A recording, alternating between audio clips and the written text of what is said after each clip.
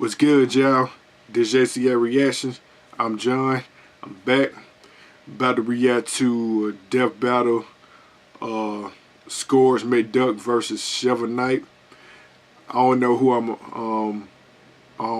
a bet on for this death battle. I'ma just wait till it get close to the battle and I make my decision. But I ain't gonna spend too much time talking during this video. Go ahead and get into it. Without further ado, about to give out this content strictly from me to you. Let's get it.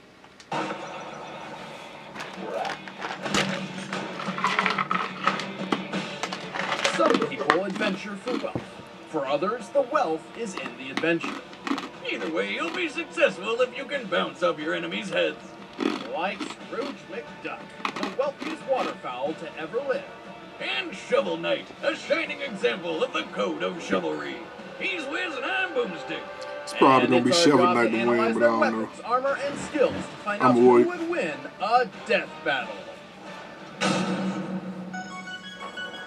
In 1867, Scrooge McDuck was born to a poor family in Glasgow, Scotland. He grew up a relatively normal duckling until his 10th birthday. Scrooge's father took him to see the remains of the old McDuck clan castle. See, their family wasn't always super poor, and Scrooge was inspired by the sight of their former glory. So the next day, he got a job and earned his first money ever. A dime. Problem was, it was an American dime, and Scrooge was in Scotland. Naturally feeling pretty cheated, Scrooge swore he'd build his fortune by being, I quote, tougher than the toughies and sharper than the sharpies. So he hopped over to America to start his quest for wealth. And judging by his money vault today, where he literally swims in gold, I'd say he did a pretty effing good job. No obstacle was too difficult to keep him from fortune. By my estimations, his entire net worth today rests around $300 quadrillion. That dude birth year 1867, damn. So this wealthy waterfowl's got more guns than I do. Not to mention the trusty cannons he has hidden around his manor. Haha. Nothing like some old-fashioned artillery for a home defense. Scrooge also has a number of unorthodox high-tech firearms. Or, as normal people call them, laser guns. My favorite is the one that can shoot through solid steel titanium. It's called the Burglar Stunner, but I'm pretty sure that'll do a hell of a lot more than stun you. Well, my favorite would be Scrooge's neutral-friction and anti-inertia rays. By removing a target's natural friction and inertia, these guns can turn a foe so slippery they can't prevent him, or take away all momentum from that foe's movement and weight. Without friction, a person will slide miles upon miles with no hope of stopping themselves. Without inertia, a cannonball will have even less impact than falling leaves, though it is important to note that these guns do not affect personal gravity. Yeah, science and stuff. Though if I were him, I'd prefer the feel of one of his rifles or swords. Or his signature sidearm, his trusty cane. What's so special about a dusty old cane, you ask? Well, just look at the old quack go! Not every duck can turn their cane into both a club and a pogo stick. Even when he's unarmed, Scrooge's thirst for wealth has pushed his body past many preconceived limits. He possesses incredible strength, speed, and durability. Not to mention, the dude's got some serious huevos. One time when he was stuck in the savannah, he walked right up to a lion, beat it in a roaring match, and then just rode it all the way to town. He's also a surprisingly skilled marksman. Like some sort of gun-toting Mr. Miyagi, he can shoot flies out of the air with perfect precision.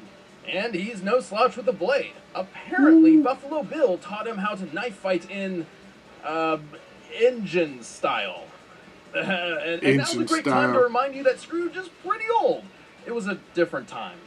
Racism aside, it takes a lot to put this mighty mallard down. He survived the Titanic sinking, being frozen solid in the Yukon, fighting hordes of wild animals, and taking a cannon shot to the face before being dragged through a minefield. He's even survived a trip to the literal center of the Earth, which, if you've forgotten, is pretty much super lava. That's putting it mildly. The Earth's core is estimated to be well over 9,000 degrees Fahrenheit. More than hot enough to cook your goose. He's outrun a cheetah, which can reach 75 miles per hour. He's stopped a charging water buffalo, which can weigh up to 2,600 pounds.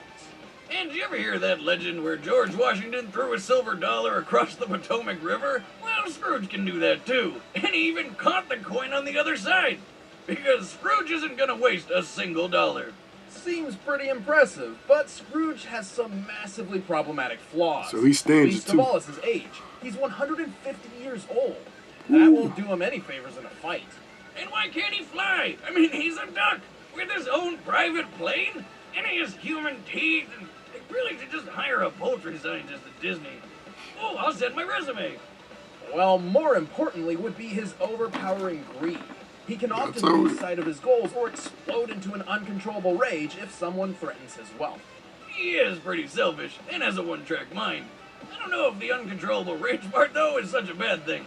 Certainly not in some situations. Like the time Soapy Slick tried to rip Scrooge off, steal his property, and humiliate him by chaining him to a steamboat and making fun of his letters from home, including one informing Scrooge of his mother's passing. That's more than enough to piss Scrooge off. So much that he literally tore the entire boat apart with his bare hands. Or wings. Holy damn, that's some real foul strength. Just goes to show that might have to nothing take that, can stand between Scrooge take and that his back. wealth. I don't know which was wilder in those days, the wolves or me.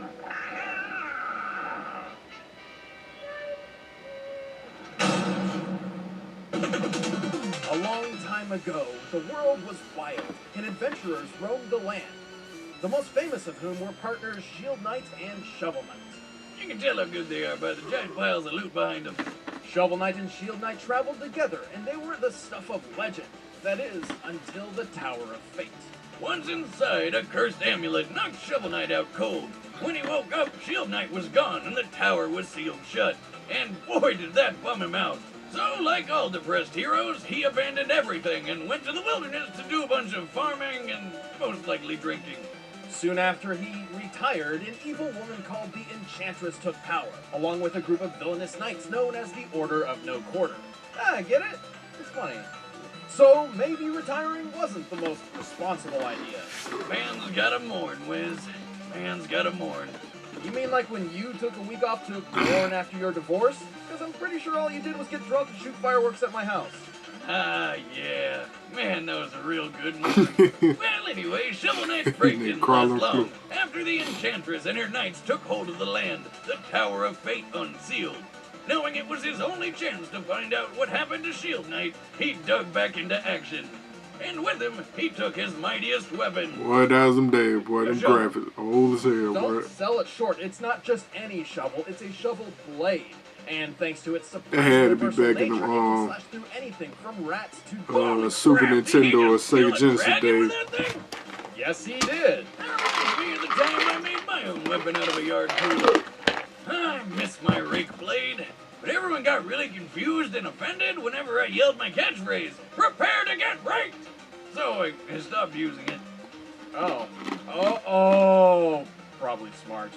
Well, thanks to the Shovel Blade's unique attributes, Shovel Knight has a repertoire of deadly attacks. His signature is the Shovel Drop. This deadly downward drop allows him to dig into his enemies, pogo stick style. Now, where have I seen that before? He also has a charge attack that, when unleashed, does massive damage and can even penetrate armor. If his enemy is more than a scoop's reach away, he can strike the earth to fire a dangerous spark that travels along the ground. You know what else it's good for? Digging up all of that sweet, sweet treasure. But the Shovel Blade is far from his only weapon. Throughout his journey, Shovel Knight has acquired many magical relics, which are quite handy in battle, though they do require access to a limited supply of magic to use. He can set stuff on fire with the flare wand, or punch through compact dirt with the dust knuckles. He can also take the wind out of his enemies with the throwing anchor, or fly a short distance with the propeller dagger. If Shovel Knight needs to kill bad guys in those hard-to-reach spaces, he has his trusty Chaos Orb, which acts like a bouncy ball of doom. He also possesses the Mobile Gear, a mechanism which allows him to traverse dangerous terrain such as spikes and small gaps with ease. Mobile Gear. But my favorite relic is the War Horn, which is kinda like the Horn of Gondor, but it makes people explode. Shovel Knight carries a few defensive relics as well.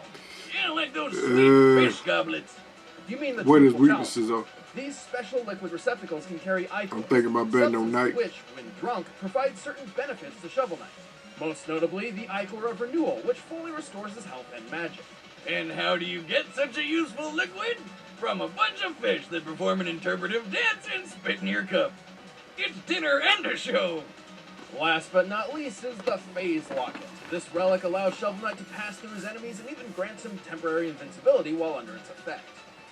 Like all good knights, our shovel-wielding friend protects himself with a suit of shining armor. Actually, he's got a few of them. His most capable all-around set is the Dynamo Mail. Along with providing the kind of defense you need for fighting the forces of evil, it has an added bonus. Hitting just about anything with his shovel drop builds up a powerful charge attack. Normally, a large suit of armor comes with a lot of extra weight, but Shovel Knight doesn't let that slow him down. Even in full plate, our delving hero seemingly never tires and is agile enough to dodge everything from cannonballs to fireballs. Actually, the weight is more of a bonus since his attack of choice is bouncing on heads. Whiz, math that. On it, comparing his height to these doors, Shovel Knight appears to be about 4 feet 6 inches tall. Given his broad physique, he likely weighs approximately 100 pounds at most. In the 14th century, a knight's plate armor for combat typically weighed about 60 pounds. Scaling to Shovel Knight's height, his armor likely weighs 50 pounds. Including the 5-pound shovel, he must drop with a force of over 6,700 joules of kinetic energy. In comparison, Mike Tyson can punch with up to 1,600 joules, and has knocked out 44 people in the ring. And Shovel Knight's striking power is over 4 times stronger than that. Good job! No wonder Shovel Knight was able to take down the entire Order of No Quarter, including a giant steampunk mech and the Enchantress herself. He's also stubborn enough to hold his breath underwater for an impressively indefinite amount of time. And he even held his own against the Battletoads and Kratos, the upcoming god of war. You went at Kratos? Really? That's awesome! If you sell enough games, you can get What anybody. the hell? But even after all that, They gotta be Shovel Knight fake. doesn't seem the most intelligent warrior. After all, the only reason he gave up on Shield Knight for so long is because he just assumed she was dead. Still, he's one deadly warrior who isn't afraid to put his enemies 6 feet under. You know, because he digs holes and stuff. They did use some end games like that too. Alright, the combatants are set. Let's end this debate once and for all. I'm gonna put my money on But first, Shovel Knight. I've got some free food for you. My camera about to die. Alright, I got my money on Shovel Knight.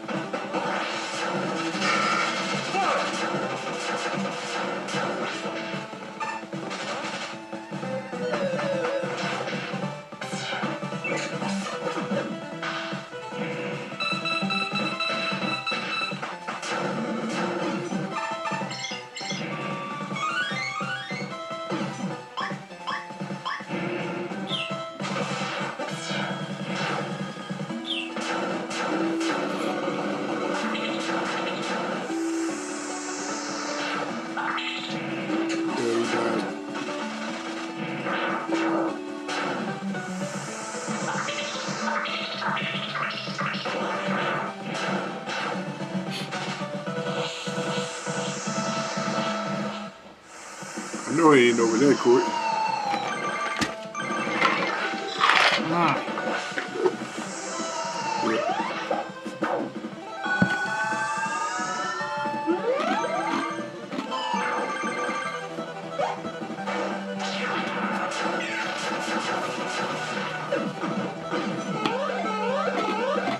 Man, going now.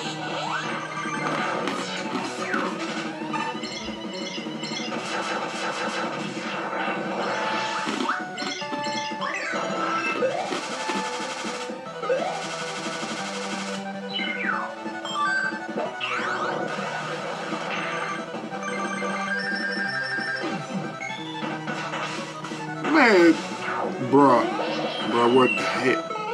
Man.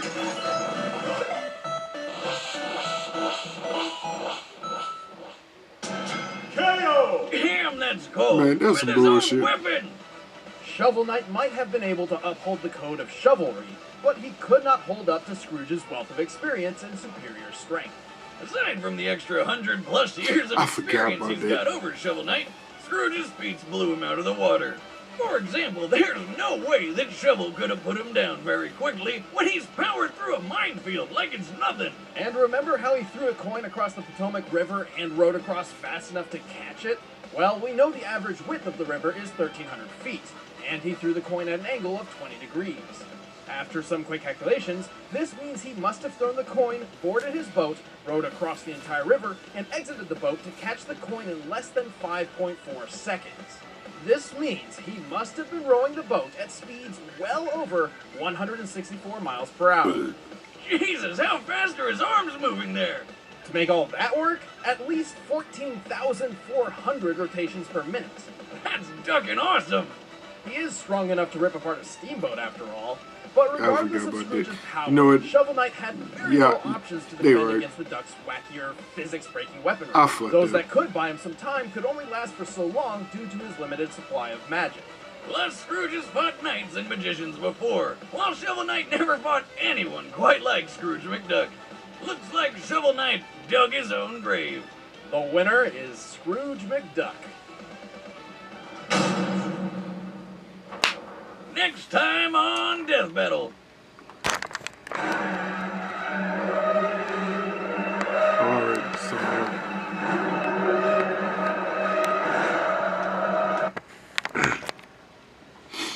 alright, y'all, now my reaction to Scrooge McDuck versus Shovel Knight Death Battle. I'm like I said on video, bro, I fucked up shit. I chose the wrong one. I forgot that damn, what McDuck can do. He's stronger than what it looked like, and he tore up that ocean liner or boat or whatever type of boat that was. But yeah, I forgot all that junk. Whatever, you win some, you lose some shit. I ain't bet no real money on this, so I'm good. But yeah, y'all, now my reaction to the video. Y'all want to check out the original, the link will be in the description box. Y'all want to check that out with my commentary. If y'all like this reaction video, like, comment, subscribe, all that good stuff. I'm about to dip. Peace.